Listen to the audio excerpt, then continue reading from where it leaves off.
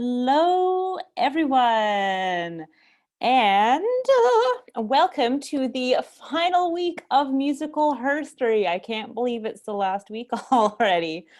So welcome. I am Kendra Harder, for those of you who don't know or don't remember.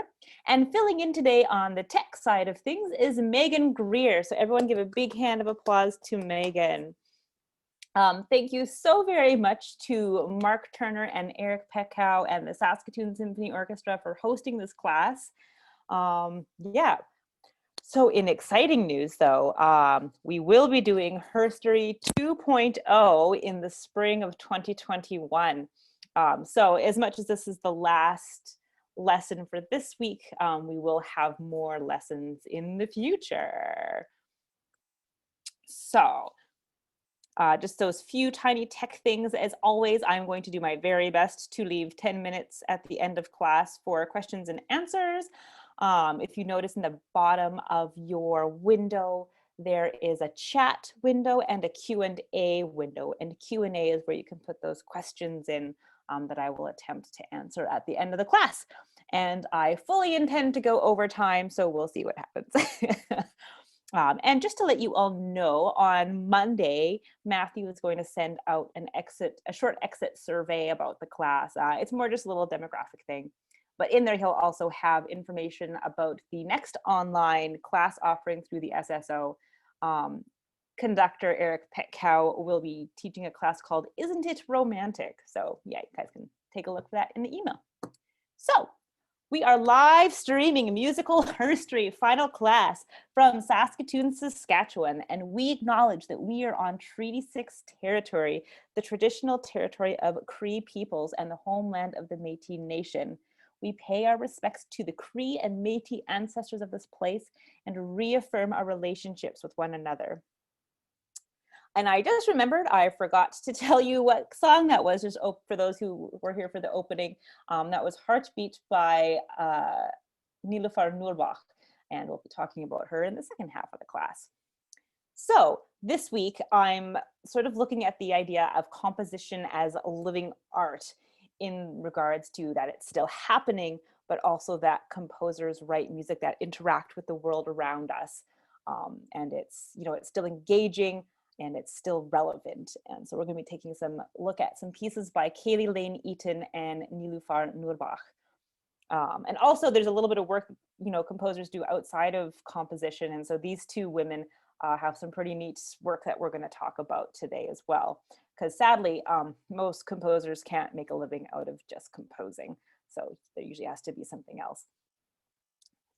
So when I was first constructing this class and I built the synopsis for it, one of the things I asked was, how far have we come as a society in regard to representing women and female composers and being open with opportunities and whatnot. So a great way to look at how well we're doing is by looking at the research of Kaley Eaton. Some of the work that she has done in addition to composing is looking at the role of classical music and its relationship to feminism, education, and our larger culture.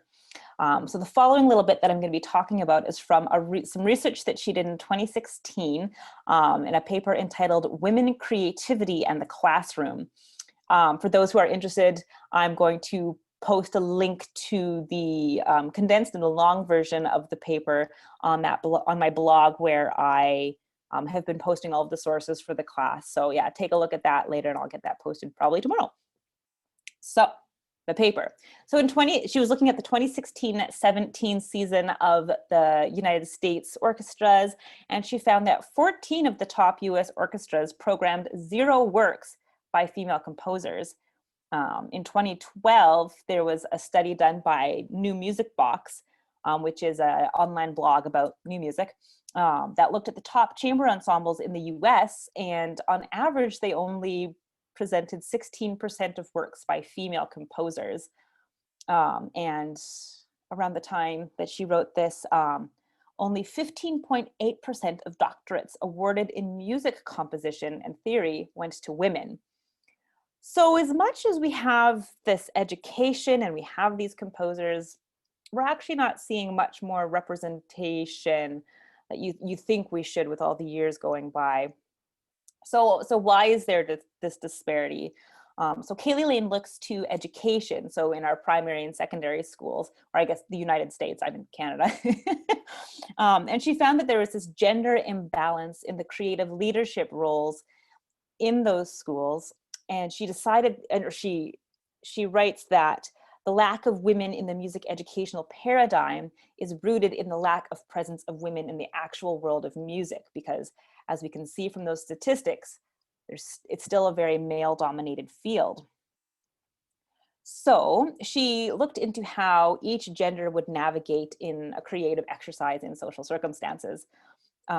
American feminist, ethicist, and psychologist Carol Gilligan writes that pubescent girls deal with this dissociation, so a psychological phenomenon where one questions the validity of experience, but then hesitates to express experiences authentically. She writes, if girls speak freely and reveal what they see and hear and know, they are in danger of losing their relationships. So if we assume Gilligan's work, then we see that young girls feel that their relationships are at risk if they are true, like if they do self-express truthfully, and like creativity is so much that sort of expression of the self. And so if you're too scared to do that, like being creative is going to be a very difficult thing. So what Kaley Lane did was she took a survey of 2 grade 6 drumming classes and 2 grade 9-10 split choir classes. And she did some improvisation activities with them, and then she sort of put these statements to them and then got them to evaluate their feelings on a scale of 1 to 5. So 5 being they strongly agreed with the statement and 1 being strongly disagreed. And so the first statement that she mentions in the condensed version of her essay is, I feel comfortable taking risks in improvisation and composition activities. And she found that girls answered lower than the boys. Some expressed fear of making mistakes or of being laughed at. And those girls that did answer, at a 4 or a 5, generally justified it with, I might mess up, but I know that's okay. But since it was an improvisation activity, there's no mistakes in improvisation, right? You're just making things up on the fly. So the girls were allowing this fabricated idea of mistake just to inform their comfort level. Where when she looked at the boys, they showed this strong confidence and risk-taking. And some of the high school boys, they would have said, oh, it's fun because I'm good at it. And not a single survey from the high school boy did she find them use the word mistake or any of its synonyms. Another statement that she looked at was, I believe I have leadership skills in music. So with this, actually, she found there was a lot more balance between the genders on where they felt in that scale, but it was the comments that she found more interesting. It showed that the boys viewed the leadership more as an expression of individual power, whereas the girls viewed the leadership as a construction primarily in place to help others. And the girls were careful to make sure that they justified their high scores, not with self-praise, but rather with acknowledgement of the group needs. So Kaley Lane writes, this is important to contrast with the high school girls' answers. Boys felt that their passion and their strength was enough to qualify them as a leader, whereas the girls unanimously cited nomination from their peers as the primary reason for pursuing leadership. So she sums up the whole paper with this idea that rooted in our society is this idea that we expect girls behaviorally to, we expect them to follow the rules rather than to question them. And so really all girls of all ages should feel comfortable in messing up. They should feel comfortable in breaking rules and by being punished from them, because this is how we develop competence. It's how we develop as human beings, and then how we're able to break creative boundaries. So yeah, it's still very present, the sort of the sexism that we see today.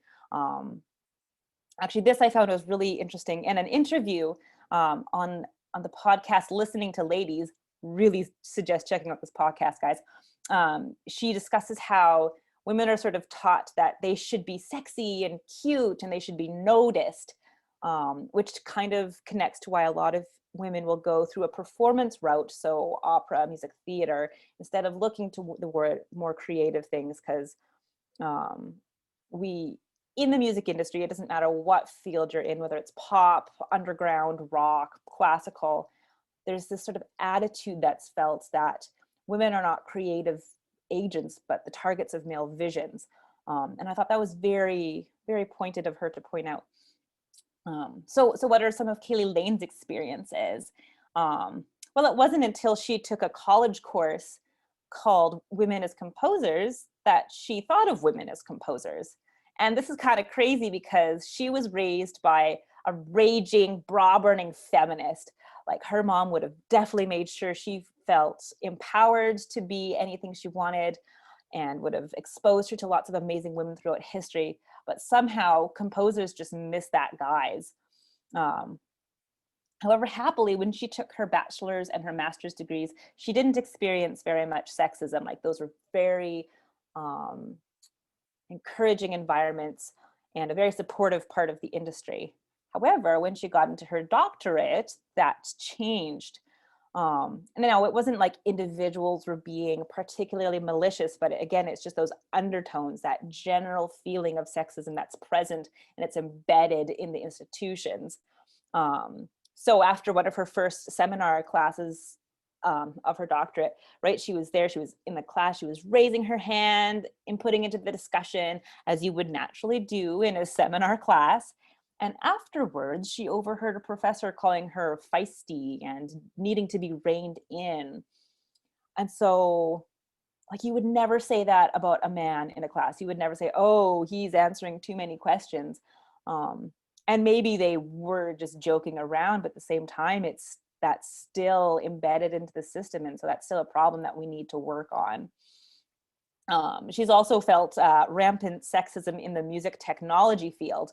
And this is actually really interesting because when we were looking at, like 19th century, 18th century, we had this sort of gender divide on things that you were allowed to play or allowed to do, right? So women were totally okay to play the lute, play the piano, to sing, like that's okay, but not play a violin, not play a trombone, that would be disgraceful. And today we sort of see that, we still kind of see that with, things like technology, actually even with guitar, which is ridiculous and kind of ironic since the lute is a, cousin of the guitars, that now it's like, it's a man's instrument. So yeah, when Kaley Lane gigs, quite often, like, men will assume she doesn't know how to use her own equipment, which is ridiculous. But this is just like the best, quote from her about, so she was asked about sexism and her in the field, and her response was, ugh. And I thought that was just the best summation of all of that. So who is this woman I'm talking about? Who is Dr. Kaley Lane Eaton? Well, she is a composer who is based out of Seattle. She is a conservatory trained classical pianist and vocalist who fell into electronic music shortly after a stint playing the Baroque lute. She combines innovative technology with ancient performance practices, which we're going to see in a piece right away here called Hildegard Von Trapp, where she's using like the ancient song with technology. In her music, she also questions humanity's growing dependence on technology and the resulting exploitation of the human connection. Kaley Lane holds a doctorate of music in composition from the University of Washington, and her music has been performed across the United States and internationally in very diverse venues, from concert halls in Hong Kong to Skid Row in Los Angeles.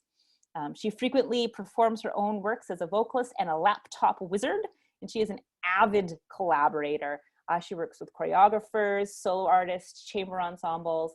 She's got some really neat sort of more artwork music pieces where she is working with dance, or she's working with videography, which we'll actually see in another piece here. And one of the big collaborative ensembles that she's a part of is Kin of the Moon. This is an improvisation-centric, techno-friendly chamber music group consisting of Dr. Eaton, and violist and improviser Heather Bentley, and flautist and improviser Leanna Keith. So the first piece I want to play of hers is Hildegard Von Trapp. So this, and I just love this. It's combining music from one of the first female composers that we know about, which is Hildegard von Bingen, who was an abbess in the 11th century. And she wrote tons of music and tons of songs and hymns and whatnot. And so she takes her song, O Innis Spiritus Pericliti, and while she's singing it, she's created this computer code that takes samples from what she's singing, and then it spins it back in different pitches, and it creates a beat underneath. It's really neat. She calls it a 4 on the floor beat. I do not know what that means. When it comes to, like, you know, cool music, I have no idea what's going on. And then the trap part comes from so this thing called trap music, which is a subgenre of hip hop music from the 1990s in the southern states. But in this concert where I'm playing this from, they actually say, oh, it's not really trap music, but it has like trap energy. So I'm going to start with showing you just a little bit of her singing, and then you'll start to hear this little blip happening in the sound, and that's the computer program starting to start spitting out some of the beat.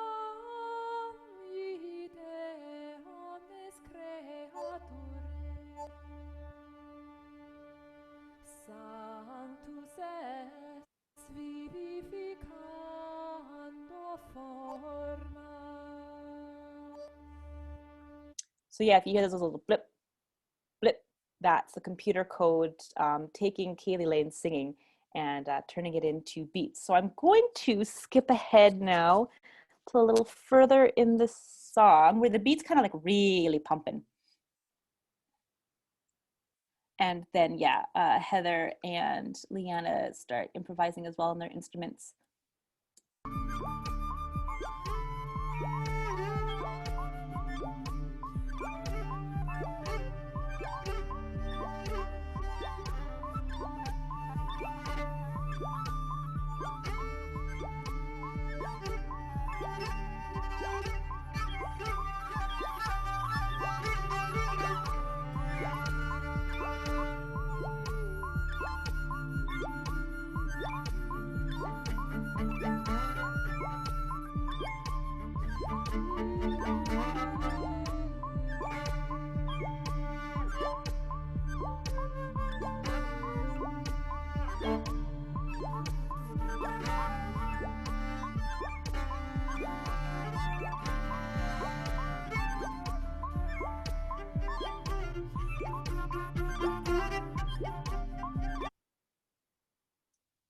So yeah, that is Hildegard Von Trapp. That's a neat little concert there of Kin of the Moon playing. During the quarantine, they did a backyard concert and they live streamed it. So another piece I'm going to show you, this is really cool. So this is where we start looking at that music, living and experiencing the world that's around us. So the piece I'm going to show you, it's called Free, and it was, well, it wasn't premiered as the art film. They actually had, right before quarantine, like seriously the day before, they were able to perform Free, and then everything shut down. But then they also did this art film premiere, which we're gonna take a little look at today. So Free is for solo piano and live electronics, and it is inspired by Shoshan Zuboff's The Age of Surveillance Capitalism. And this work looks at data mining. So that idea that the big companies, they're collecting our data when we're on social media platforms, doing internet searches, and then they use it for ad targeting. So then we're getting those catered ads. But what happens is it creates this sort of continuous feedback loop funnel around us where we're only being fed the things that the computer thinks we want, and we get these very kind of like closed bubbles. And so the data mining results kind of almost in behavior modification, where people are pushed to be more extreme in certain ways. And it's not just advertisements. I believe it also sort of pushes politics and whatnot. Yeah, so what Kaley Lane did for this piece was, oh, and this line is actually important. This is something that she herself says, are we really free if everything that we're consuming is trying to get us to behave in a certain way? So yeah, they try to predict what you would buy so that you consume more of a particular company's product.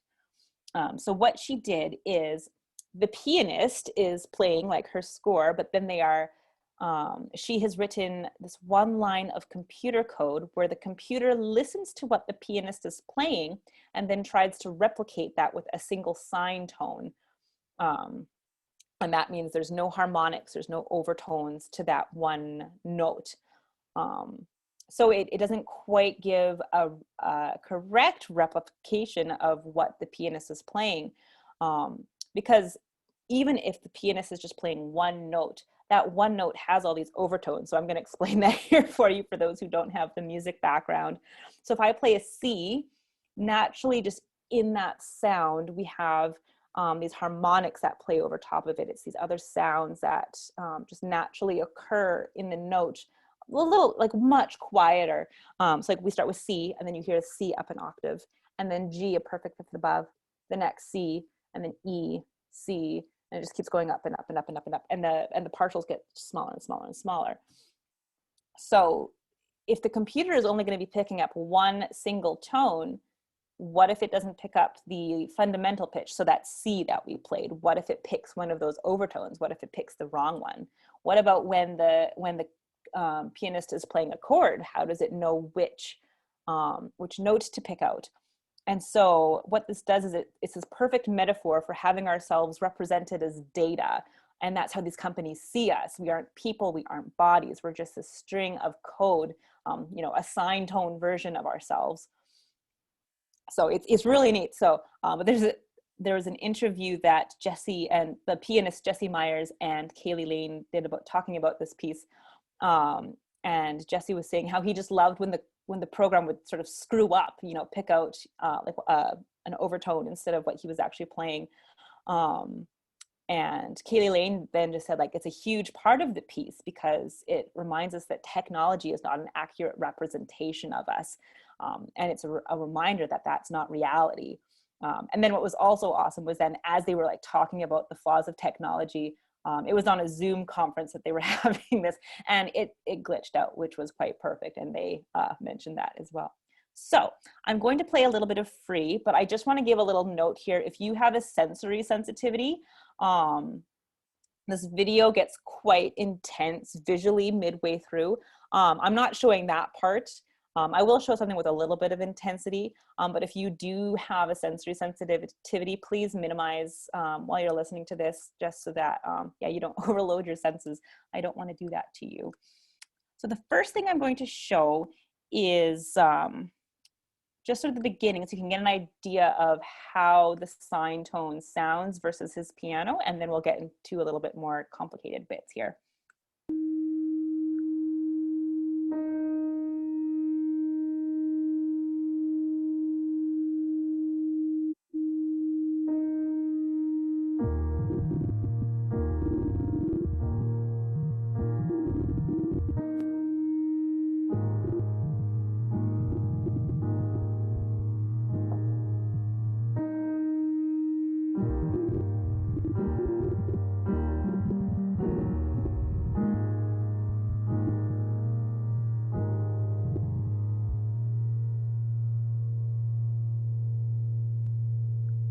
So yeah, hopefully you can sort of hear what that sine tone is.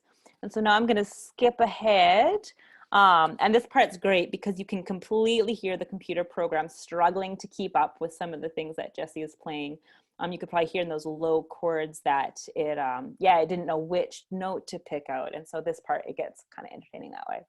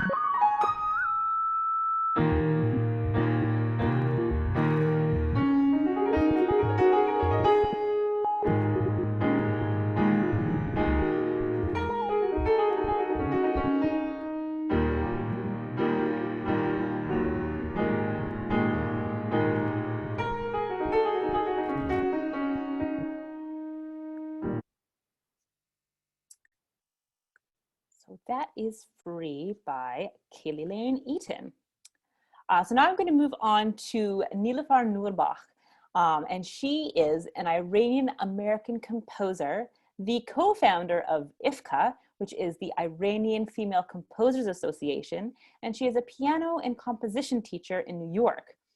She teaches piano at Brooklyn Music School, and there she teaches a variety of age groups. And I got to have a little interview with Niloufar, and so she told me that her favorite group to teach for is group piano for very young students, so those who are ages 3 to 5. For the last 3 years, she was the teaching artist associate at the New York Philharmonic Young Composers Program, but right now this has been stopped because of the pandemic. However, she is presently teaching her first semester at Malloy College in Long Island, where she's teaching harmony and group piano for music theater undergrads. But she actually hasn't been to the college yet. It's all online. So Niloufar grew up in Tehran, Iran, and she started studying piano at age 9. She even composed some small pieces, but at that point there wasn't really a place for her to really show all of it off and express it and whatnot. At 16, she wrote her first prelude, and she even took the effort. She wrote it all down and she showed it to someone. And she was met with the comment, "Composition is only for geniuses like Mozart." And she took a couple composition lessons, but she was told that she was better at playing piano. So this is kind of this little microaggression that would have been like, yeah, don't compose, just don't. But for cultural and political reasons, working as a composer inside of Iran is challenging at best. Like, it doesn't matter the gender. So most people do study outside of Iran, like they'll leave to study elsewhere. But yeah, for a woman though, it's even more challenging just because there is still a lot of misogyny in the culture. It's in the laws, it's in the schools, people feel it in homes and even just walking in the streets. But they are making progress, which is good. To the music side of progress, I think since 2016, in Tehran, there are 2 universities that have undergraduate composition degrees. So that is exciting.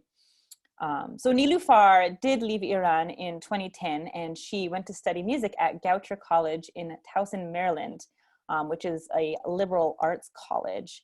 She's also taken a master's, and she's presently studying for her doctorate at Stony Brook University. She has studied piano with Lisa Weiss, composition with Laura Kaminsky and Sheila Silver. And so what I think is just really exciting is that she has all of these great female mentors in her life. Like, not a lot of people actually get that. So it's just really exciting just to see somebody have all these amazing female mentors.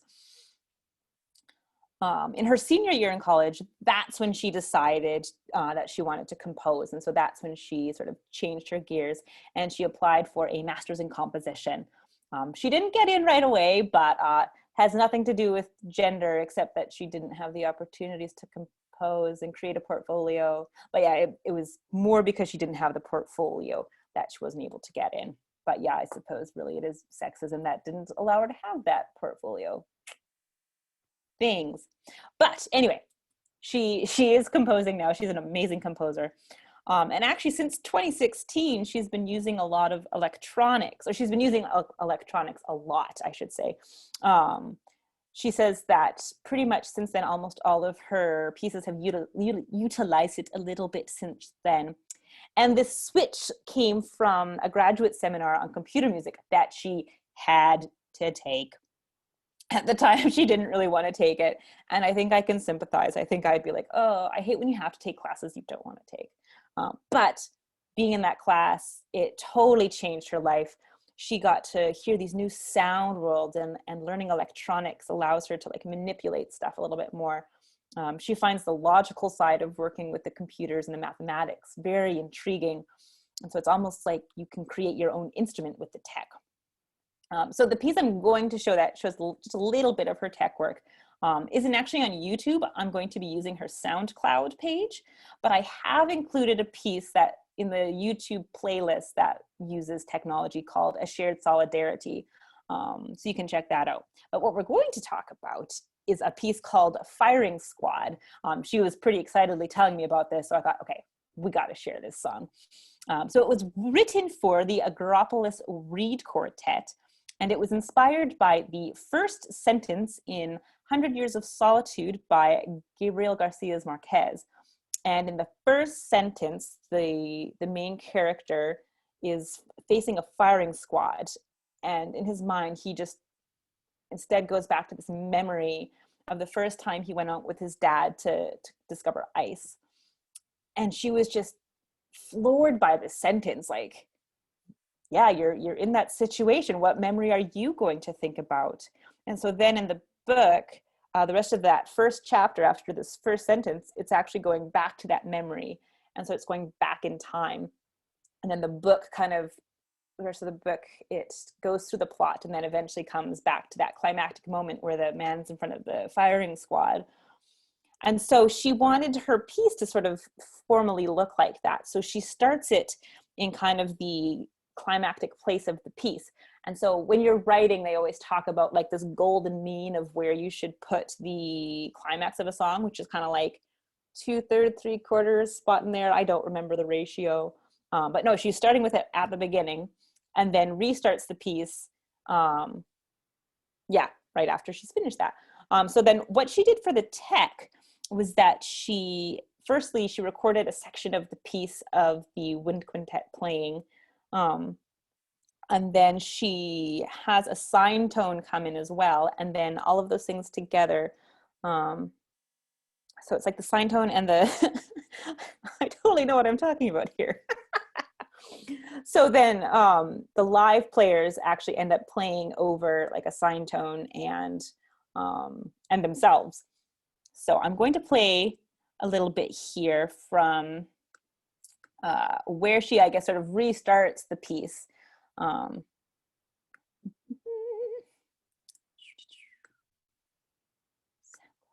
So yeah, it's kind of like, as you can see, midway in the piece, but yeah, starting over again.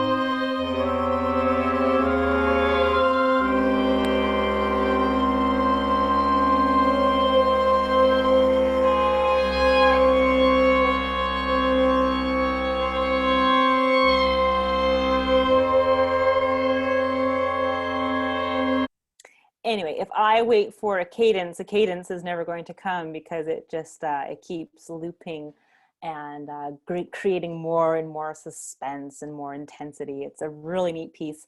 I highly suggest going to soundcloud.com and looking her up. I will make sure to paste a link in the comments for that piece. So on the work that Nilu does outside of composition, so growing up, she didn't have really any female composers to look up to. You know, in between the Persian classical music and then the Western classical music, all of the music she was playing was by men. And if there was a woman present in a concert, she was a performer.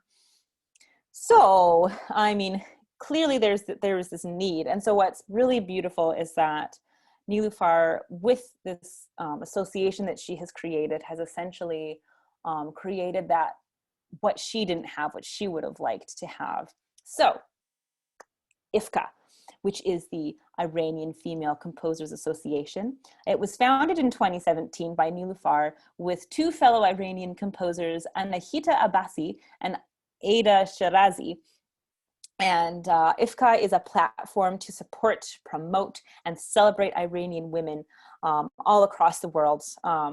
It's through concerts, through commissions, collaborations, and it's this wonderful community that has grown, where they're able to support one another, and they're meeting more and more people all the time. The original idea, though, was actually simply to have a concert featuring music by Iranian female composers. And so Anahita, Ida, and Niloufar, they brainstormed a whole bunch of different composers, everyone they could think of, and they actually came up with this list of 24+ people. In an interview, Anahita said, "We would never have thought there were so many. So we decided to do something more than just a concert." And so this is where the whole association has come from. They had their first event, though, in 2018 at National Sawdust in Brooklyn. And this is actually where the three of them met for the first time in person, because otherwise they had just been connecting online. So IFCA has collaborated with performance groups such as International Contemporary Ensemble and Hypercube, where these new commissions are being played. And IFCA is not just for composers. They've also met collaborators and musicians from all across the world. They're meeting all these amazing women. And sort of with each new member that they bring into the community, that member brings its own community. And so there's this huge exponential growth, and there's this huge, very supportive community. So they're all getting to know each other. They go on each other's social media platforms. They follow each other's works.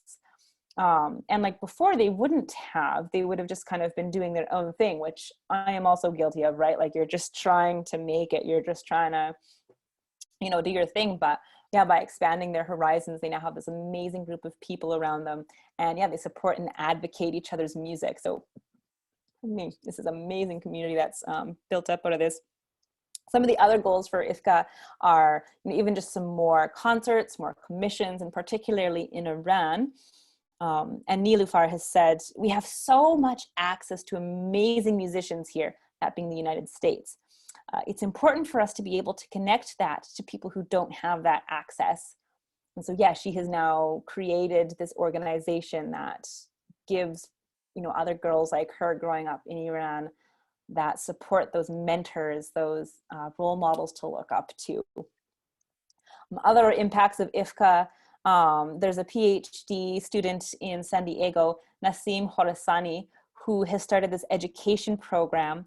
The first round of it was last semester. And for 3 months, she worked with 5 students aged like 16 to 20. And they met on Zoom every Sunday and wrote music for objects at home, because quarantine. And then Nasim also invited other IFCA members to a master class with these students.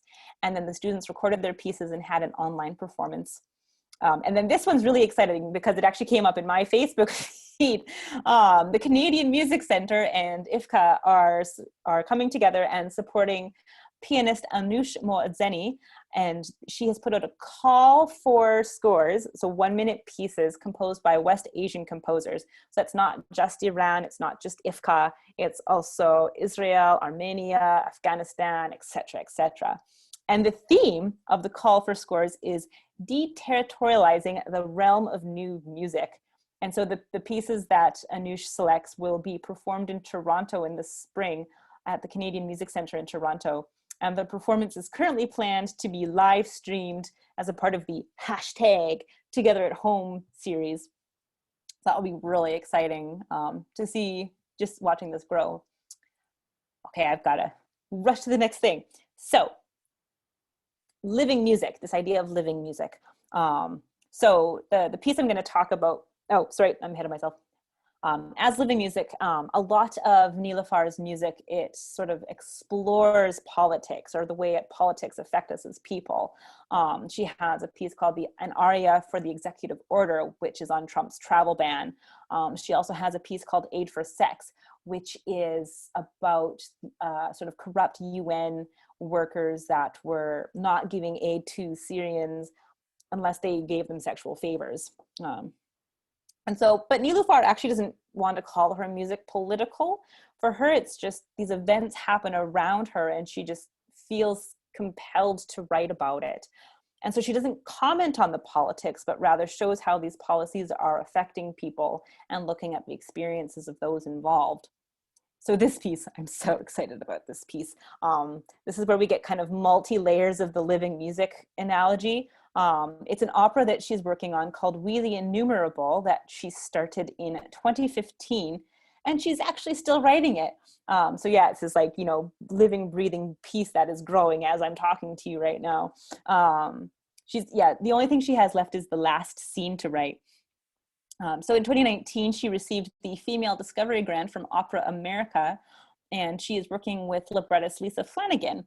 And in February of 2020, there was a reading workshop. And so this little trailer was created. And so I'm going to get to show that to you guys here today. And originally there was supposed to be a workshop with a full piece in June, but COVID. And so unfortunately that workshop has been delayed twice.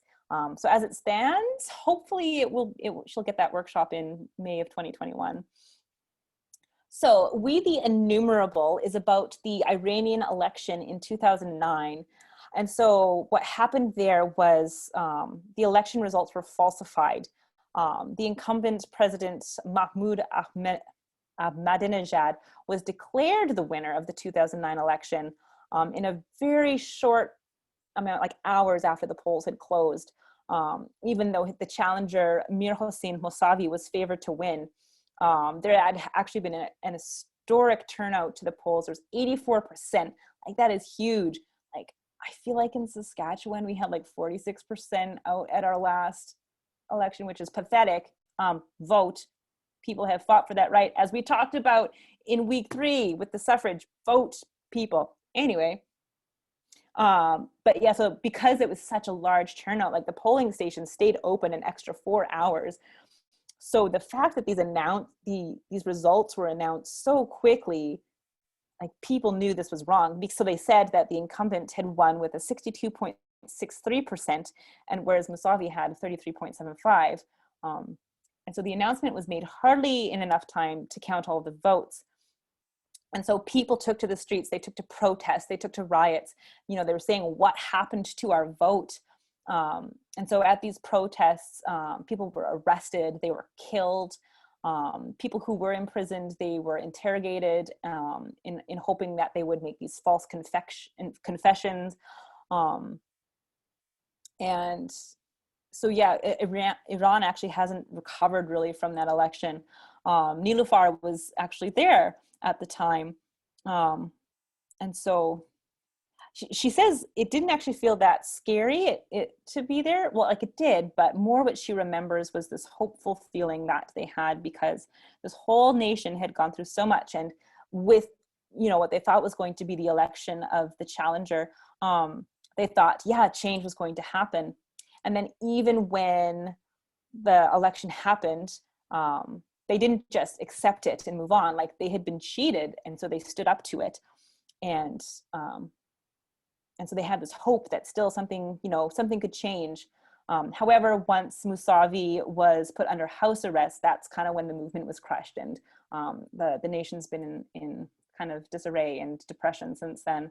And actually, of really important note is Mousavi is still under house arrest. So while Niloufar was there, like she knew this was this really important event, and she wanted to write about it. She didn't quite know how, so it just kind of kept mulling about in her brain. And so then in 2015, when she started this opera project. So here's the synopsis of We the Innumerable. It takes place in Tehran, Iran, where Roya and her husband Shivash become targets of the state for participating in nationwide protests against the election result. Shivash is murdered and Roya is imprisoned and put under extreme pressure to record a confessional stating that her husband was a revolutionary guard who was killed by the enemies of the state. The opera is the heroic journey of an Iranian woman who protects the truth in the face of fear and violence. So I'm now going to show you the trailer, but I just want to make a little note. She has video. She has some video clips from the protest, and it does get quite graphic. So just a little heads up for you there.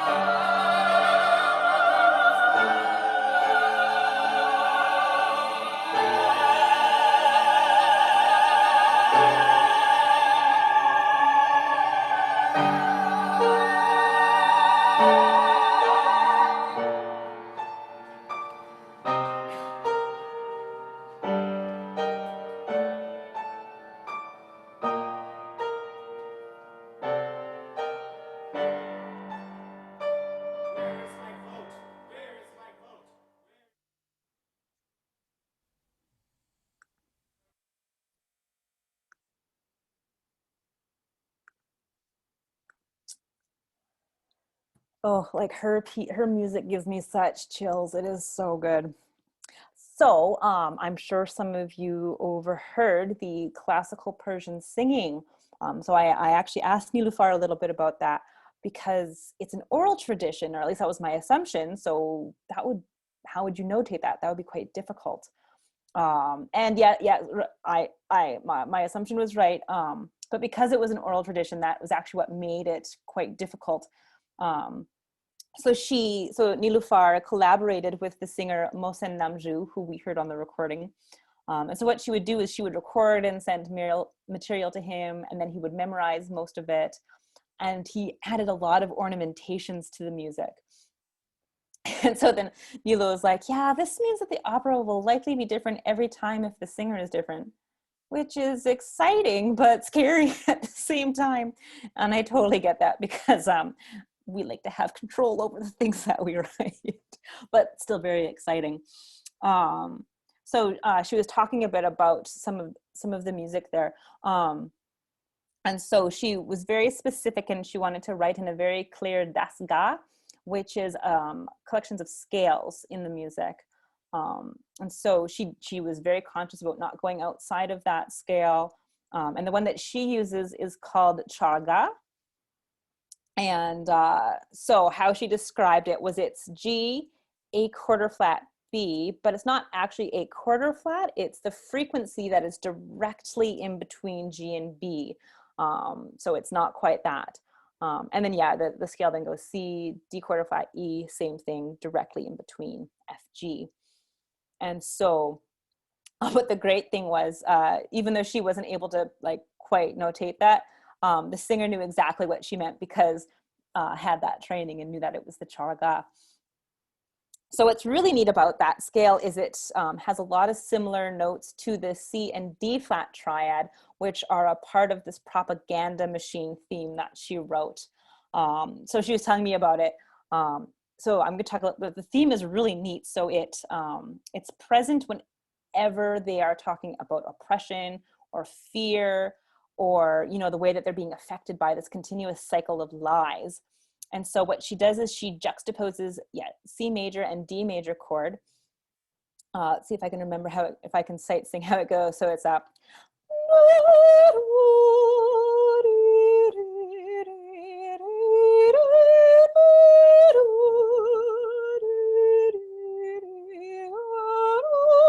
And it keeps cycling over different bass lines. But what she does what she's working on that's really like exciting is usually in opera we'll see lots of different types of like motifs for different characters, but with this she's just having the one motif, but then she varies it for each character with like texture, with harmony, and those kind of things.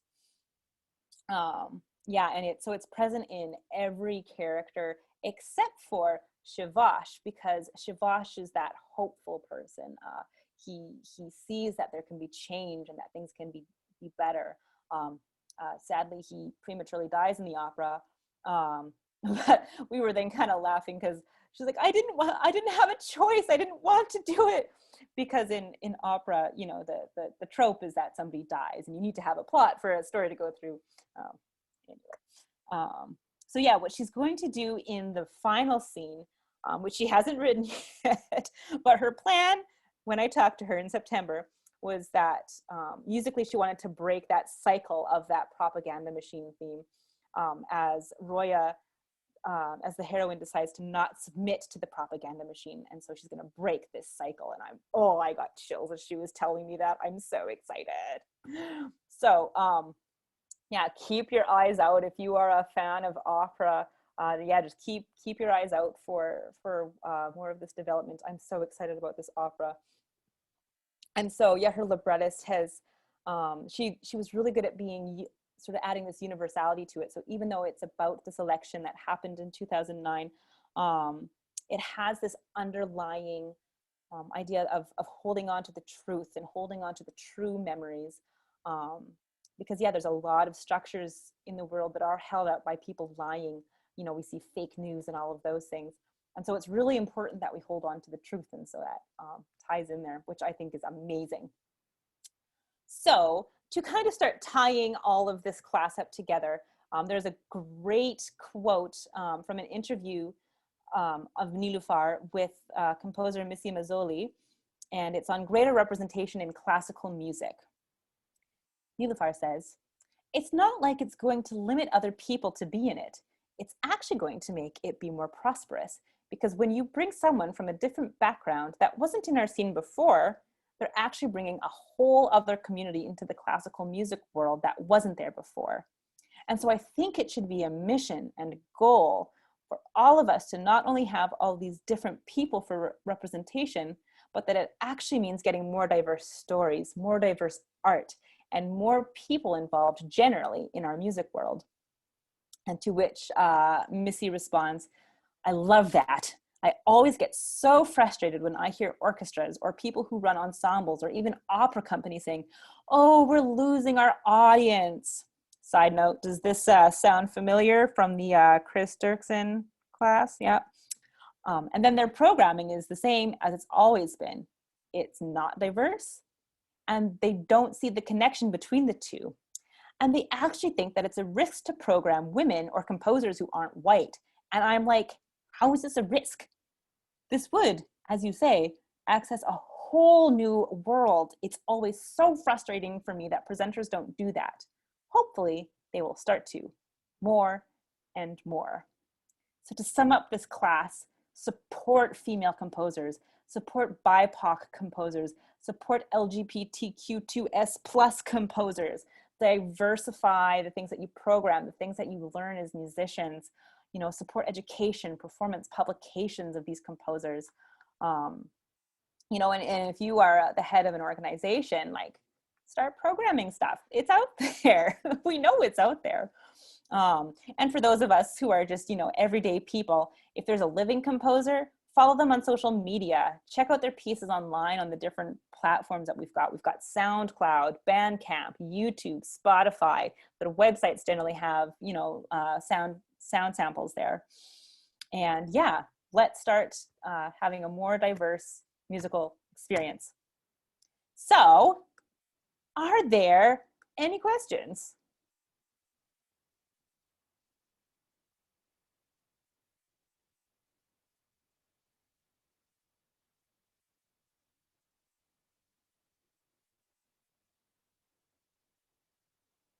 I have something about a screen share. Not sure what that's about. Ooh, great comment though from someone. Can you imagine teaching most aspects of basic musicianship using only female composers? Your seminars show a wide variety of source material for teaching harmony, counterpoint, sight reading, rhythmic examples, criticism, orchestration, improvisation, ellipsis. I think that would be great. I agree. That'd be amazing. Can you imagine if we completely flipped the scales and it was like 100%?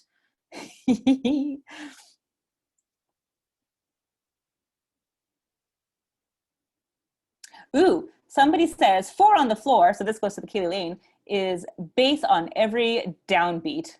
Awesome. Good to know. Oh. Actually, so in case you have questions, please keep asking, but I just want to kind of do some follow-up thank yous before we close up here. Huge thank you to the Saskatoon Symphony Orchestra for hosting this class. Thank you to Mark Turner. Thank you to Eric Petkow. Thank you to Megan Greer for filling in on tech today. And thank you to Matthew Praxis for all of the previous weeks. Everyone, I really encourage you to send thank yous to the Saskatoon Symphony. Do it, you know, on social media or like, you know, letters on their office or something like that. But yeah, please send your thanks towards them. And yeah, don't forget, we're going to be doing Herstory 2.0 next season. Any other questions? I will definitely. Any recommendations about guitar music compositions by female composers? This is a great question, and I'm going to tell you why. Canadian guitarist Emma Rush reached out to me. She has recently recorded an album of music by 19th century female guitar composers. It's called Wake the Sigh, Emma Rush. This is great. This is an awesome CD. So in here are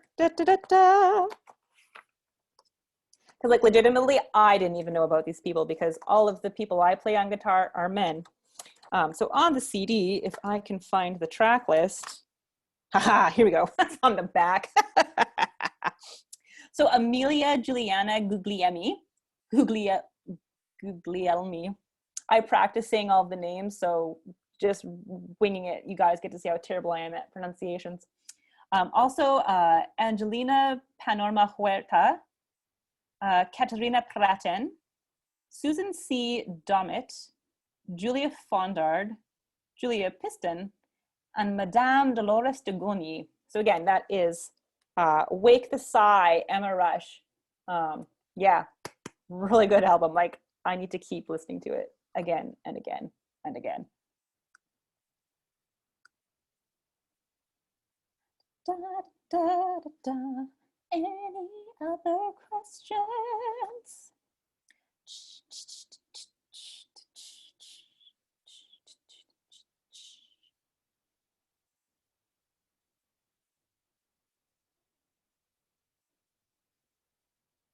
Ooh, yes, I will make sure this gets passed on to the SSO. Someone just found out about the session by fluke last week. So yes, we will try to send out more information. otherwise, sad thing was, well, not sad thing, but we actually thought this was just going to reach like Saskatoon. we were floored that it's had the reach and the impact that it's had, and we're so excited about that. Oh yes, but to that effect, definitely look at following the Saskatoon Symphony on social media, but also follow me on social media. I will definitely have updates and all that stuff there. So you can find me on Facebook at Kendra Harder Composition. You can find me on Twitter at Harder_Kendra. And I also have a website, kendraharder.com. So yeah, don't forget to like, share, and subscribe. Yes, okay. Emma Rush, our guitarist, says, there's also a great book by Annette Kroesbrink about guitar music written by women. Annette is a fantastic Dutch composer. Thank you, Emma. I'm gonna write that down. Any other questions or comments?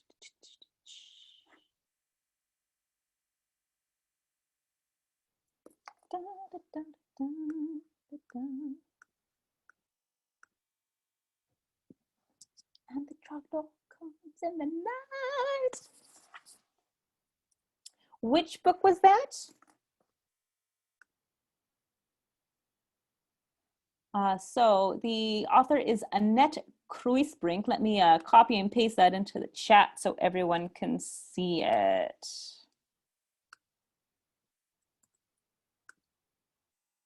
Because I could spell it out loud, but that would just be confusing.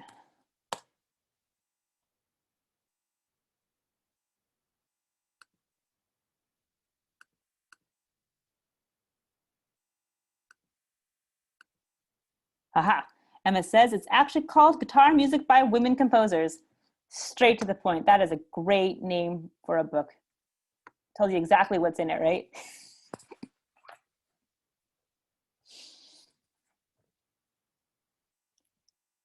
Any other questions? Guitar music by women. Oh yes, and then in case you haven't caught this yet, on my web page, I have a blog, that's right, but on it I've put a source list of the different sources I've used throughout this class. Feel free to check that out and any resources on there. The majority of the physical resources I was able to access through the Saskatoon Public Library. So that's where those came from. And a lot of recordings can be found on Naxos Online. So if you have a Saskatoon library card, you can access that. And for those of you not in Saskatoon, you could check to see if your libraries or university institutions have access to Naxos.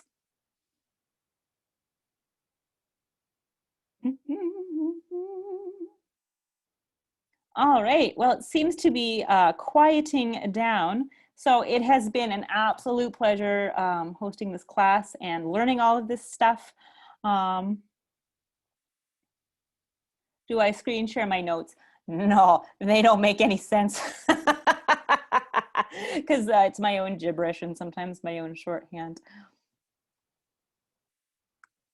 But my hope was, and it didn't happen because I just didn't have the time, but I would really like at some point to do a blog about all the composers I've talked on. I don't know when that will happen, but I'd really like to. So yeah, follow me on socials to find out if I ever get around to it. But again, thank you everyone so very much for taking part of this and yeah, I hope to see you all in Herstory 2.0.